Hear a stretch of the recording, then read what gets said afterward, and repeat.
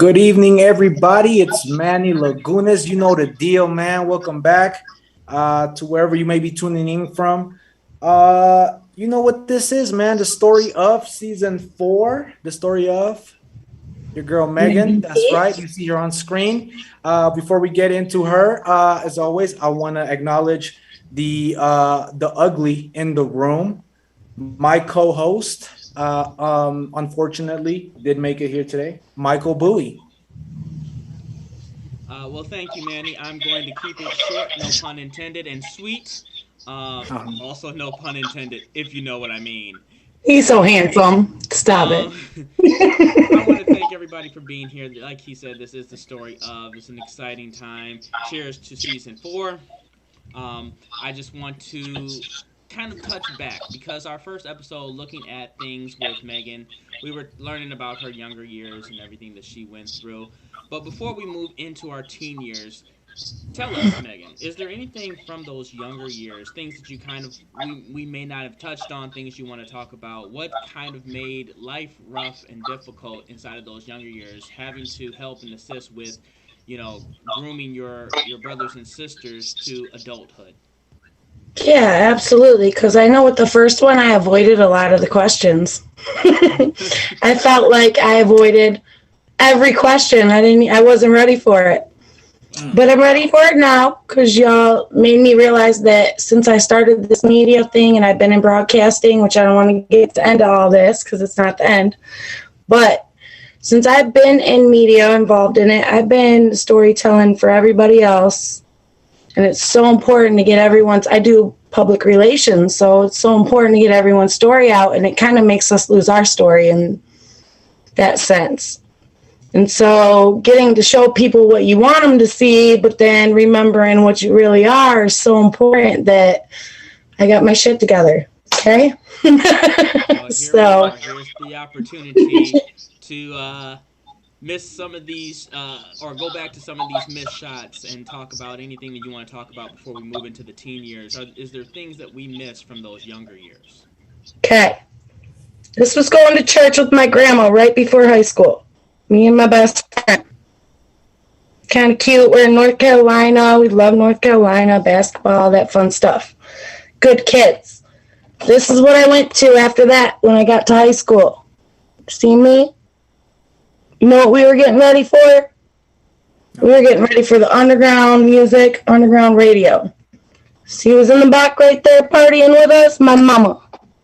Getting ready to take all these 15-year-old girls, these underground parties and the raves and the Detroit underground hip-hop scenes that we didn't belong in. Your mom would take you?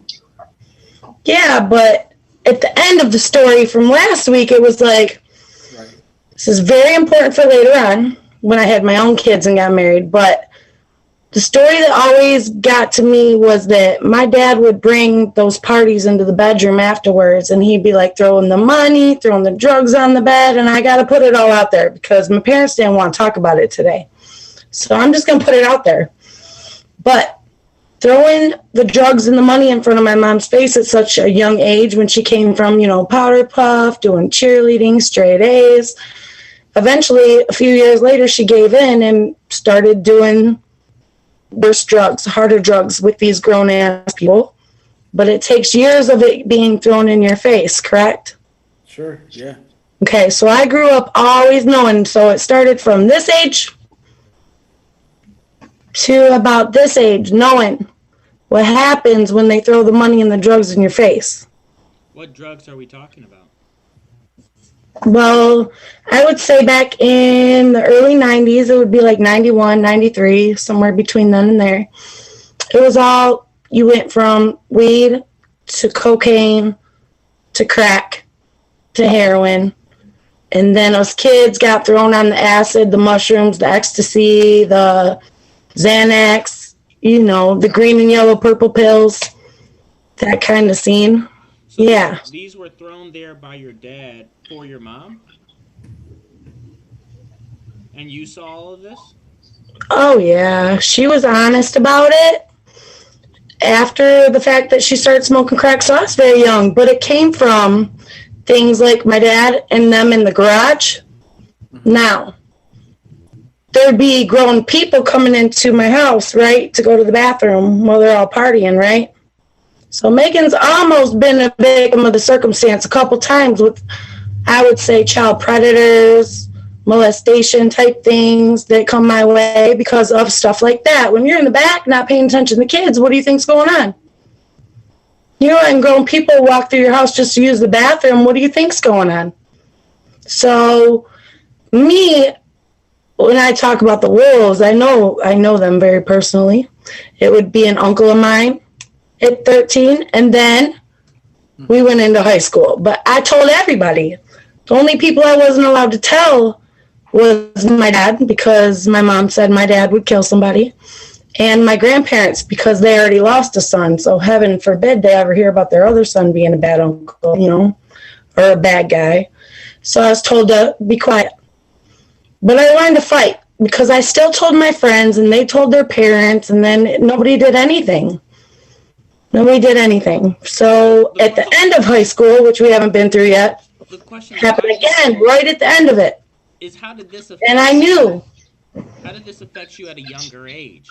Oh, it fucked me up. It messed me up so bad to have the one guy you want, kind of like you lost your uncle. He was like 10 years older than me. He was my favorite uncle in the whole world. I lost him. And to have the next uncle, like a couple years older, take advantage of me, or try to. Mind you, I've never been molested in my life because I was a fighter. Thank God I was older, like 13, 14, you know. But I went straight to my parents. My mom said, shh, don't say nothing. If you wake your dad up, it'll kill someone. And I had to go sleep in my room after that with trinkets in front of my bedroom door every night for years after that, just to make sure that if somebody came out from the garage, I would hear my door open. Are you kidding me? Are you kidding me?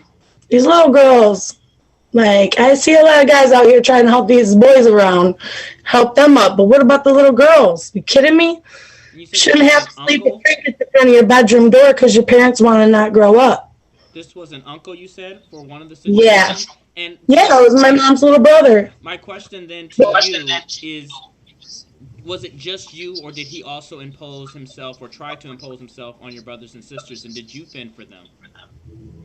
Just you? Yeah, I shut him down the rest of his life. Still to this day. I still talk to his wife on a weekly. Just making sure. He's deceased now? No, her younger brother, the baby, so he's passed away. Yeah, no. Her younger brother passed, and the one that was another younger brother, but the baby passed away. That was my favorite uncle, my Uncle Matt. Okay. So go one brother ahead of that. My mom's the oldest of 5 kids. So one brother older, I was thinking that I could rely on that brother, right? Because that's your next oldest uncle. Sure. No. When they're doing drugs like that, they don't have no feelings. They don't know what they're doing. So this was the rock and roll scene. Let's put it that way. And I don't know how many girls went through this, but I know a lot of them had to go through it and didn't actually fight, didn't know how to fight, didn't kick them in the face, didn't do something like, I'm going to tell my daddy right now and everybody tell her to be quiet. This is why girls don't tell till later. Yeah. Okay, that's a good point you're making too. But I guess I want to touch briefly on sort of like your siblings, you know, because we talked a little bit about them. How do you think, like, all of this, you know, party scene, right, you call it, how do you think that affected your siblings? I mean, you know how it affected you, but like, have you ever had like a sat down talk and like talk to your siblings like, hey, you know, it was fucked up? Yeah, they'll never know. They'll never know, man, because I took the brunt of it for them all. Do you think they went through similar shit? I mean, do you think they went through similar stuff? No, I know they didn't. Nope. I talked to them about it. I brought it up to them. I've always been honest to them since I was a teenager. I've always told them what happened to me, what could happen to them. It never did, thank God. But I knew if it did, they would be fighters because they'd be prepared. You know, I had to prepare them for real life. Like, yes, we're going to ride bikes and have fun. But when you get home at night, when the lights go off, you better fight. So you or I'm going to fight for you. You know, that was it. You said that there was, like, advances. How so? You said that nothing ever happened, but what kind of advances? What was I know, it's so messed up. All right, so I was laying there sleeping one night. My little brother and sister were on the couch next to me, right? My uncle came in the house, laid next to me on this side of the couch, right here by my mom and dad's room, so belligerently, so dictatiously, so disgustingly, and tried to go up my shirt while I was sleeping. I was 13 years old. This is going right about to go into high school. Like, about to become a girl. Like, I was ready to, like, fight my way out of here. Like, I just knew that I was the only one that would be able to fight for. I was the only one that was going to fight for me. Was that your wake-up call?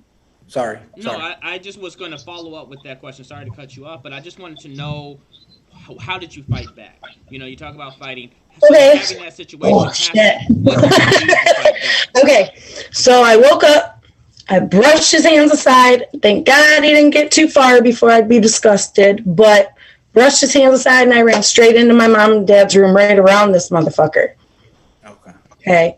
And I went straight to my mother on this side of the bed, told her to wake daddy up because I knew what he would do. And she said, shh, it's going to hurt everybody's feelings. Just don't say nothing yet. Let me handle this. And did she? And how so? No, she never did until I was 18 and I had to tell my dad. Damn. Yeah, that was the first time. There was a second time? That was the first, right. Yeah, second time was my mom's boyfriend. I was 17, so this is right when I was going to leave high school, so that's later. But that's when I told my dad, like, you know, mom's boyfriend came up in my room. He went up my sheets at the end of the bed. I felt him touch my leg all the way up to my knee, and then I just cocked back and kicked him right in the motherfucking face. So hard, I knocked him backwards into the wall. And I was so proud of myself, and I ran back into my mom's room. It was like the same thing all over again, but 4 years later, you know? Sure. And I remember this guy going flying, and I was so proud of myself, and I ran into my mom's room, and she was like, shh.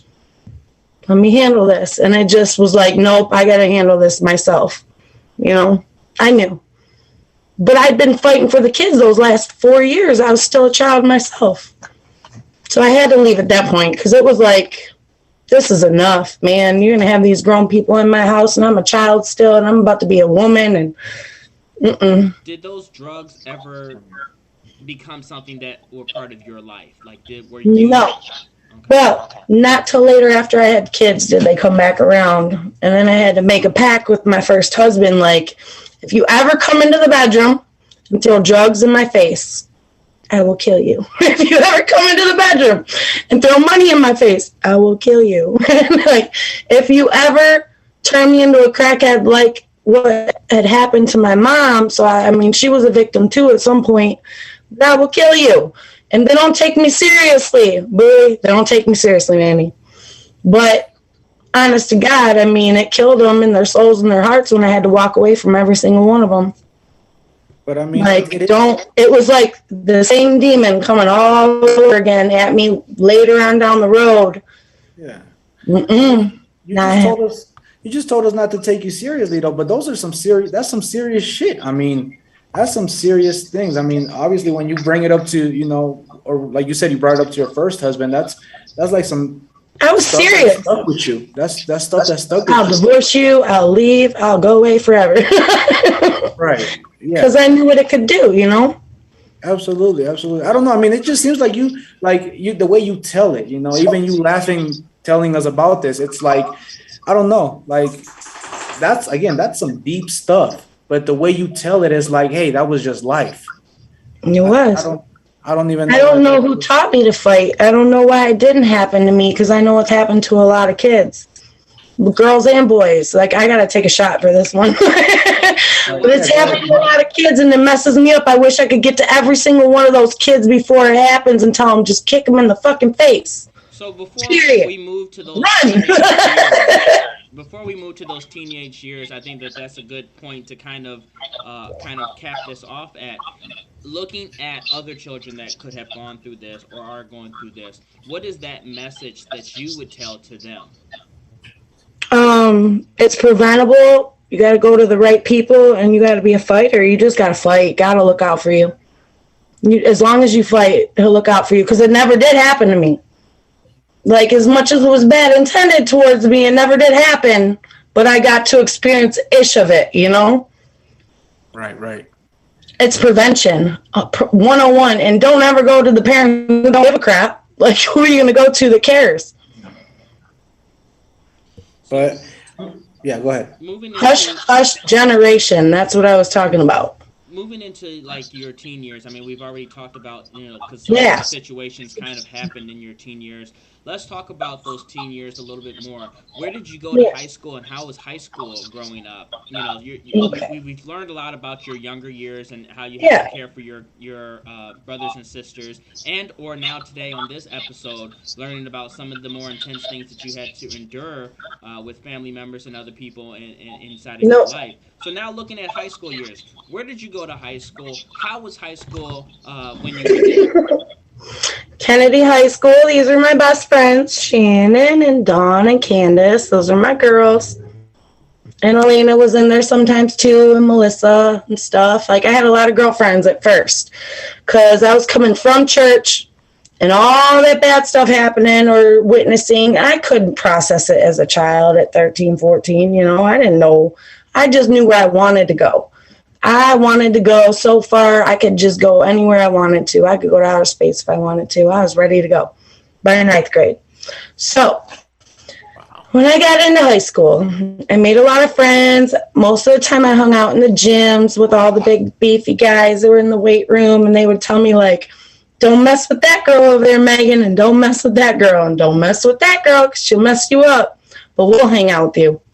So this is originally where I started having all guy friends because they made me not trust these girls, you know. So still to this day, I carry a lot of my guy friends around. They always looked out for me, and they were right.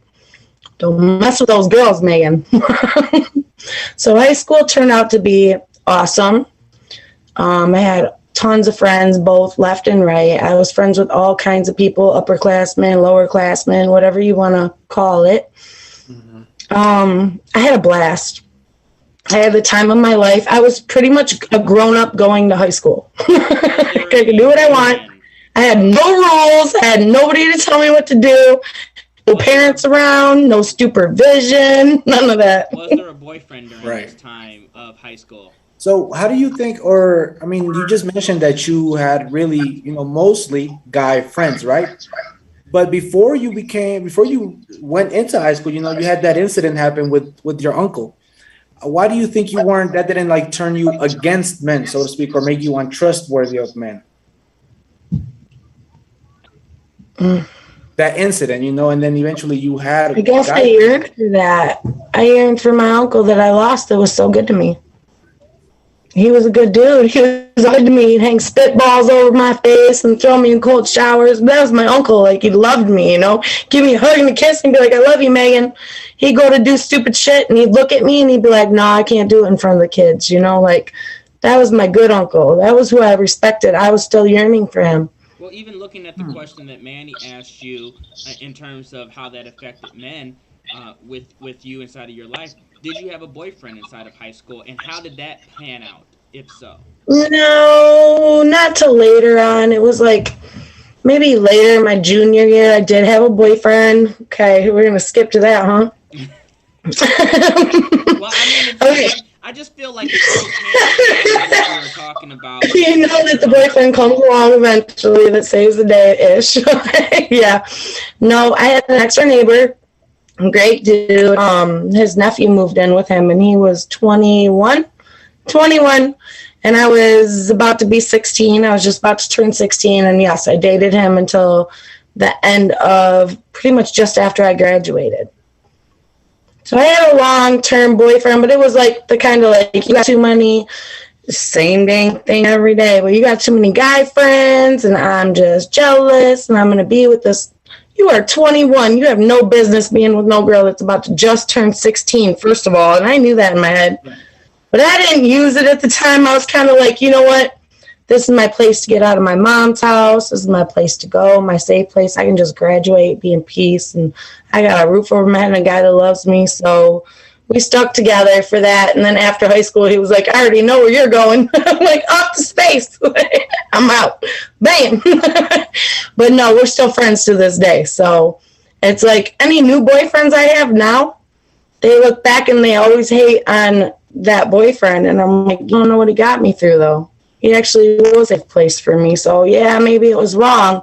Maybe it goes down the same road of older men taking advantage of younger women, maybe. Maybe he really did give a frick about me. I don't know. Well, but he's still my friend, so what's the problem? In between you and him? I was single for the life of me. I had my next door neighbors were really supportive on both sides. And my neighbors across the street, we were all really close, and I watched all their kids too, but they didn't party with the parents. Some of them. Some of them didn't. But they would be there for my parties. So it's so weird. It's just so weird to grow up around so many grown-ups that look at me as an adult now that I'm almost 40 years old in a few years. Like, how do they look at me and not feel guilty about themselves? But within the relationship of you and this guy in junior high or in junior year, why did things end? This guy, Ron Gavada. I dated him in 9th grade. We went to homecoming together. He's on the first 48. He passed away. That's not the guy. He got murdered in Detroit. Yeah, he was the first love in high school. He really was. He was a good kid. But there was another guy in junior year of high school. No. Oh, so that's the only guy that you're referring to. Yeah, him, and there's another guy later when I was like a junior, or I was ready to be 16. So Ron broke my heart. He got murdered. Second boyfriend was 21, and I was about to be 16. That's bad news, Bowie. Bad news, Bowie. 15, 16-year-olds don't belong dating 21-year-olds. But everyone in my family and his family were cool with it, and they still are. I work with his aunt sometimes and paint apartments and stuff, and they're totally cool with it. Like, I'm just family, and there was nothing wrong with it. So I want to ask something, Michael, before anything else. Obviously, we just sort of went down through memory lane. I mean, you pulled out pictures. You told us in detail a bunch of stuff that happened. How are you feeling right now, sort of reliving all of this, going down memory lane, like I said? I'm happy that you guys are sitting me down and doing this with me, and I'm so appreciative because the one main block that I've had in my broadcasting and my media with myself was my biography and talking about myself, and I have a really hard time with that. So I saw in the first one I avoided so many questions, and I wanted to really not come in here with a outline, but to use what I've been through and be honest and not the PR I'm used to being. And I want to tell you what happened to me. I want to tell you the things that people give you 30 seconds to wrap up and hurry up and say, like, all right, well, let's rush through this thing. Like, we don't want to hear about that. It hurts too much. Like, they'll shush you on it. I don't want to do that. So I'm going to tell you who it is and what it is and why I am the way I am. So when anyone tells you later on down the road who Maegan is, you're going to know. Well, I think it's important because, we live life, but we don't have those moments to go by. You get older, you forget things, and sometimes that's part of your story. That's what makes you who you are. And I think that wrapping things up inside of this episode, we've learned a lot, and that your story is really about overcoming. The things that you've overcome and the things that you've gone through. Surviving. Has been that overall topic, and we're just on episode 2. I know that there's so much more that we need to uncover from the story of Maegan Tietz, and I feel like we are going to learn a lot of that. Maegan, I want to thank you for joining us. Manny, as always, I don't want to thank you for being here, but you are here, so I really missed you guys this week. I really did. I was like, can't wait to see those guys on Friday. So we are going to definitely reconvene next week on Friday, and we're going to delve into a little bit more of the story of Maegan Tietz. Like always, everybody that is tuning in, please don't forget to like, comment, and subscribe. Hit that bell, do all that jazz. Let us know if you guys are interested in being a guest as well. We are definitely trying to line up more guests after we get done with Maegan's story. Thank you, everybody, for joining us, and we will check you guys out next week.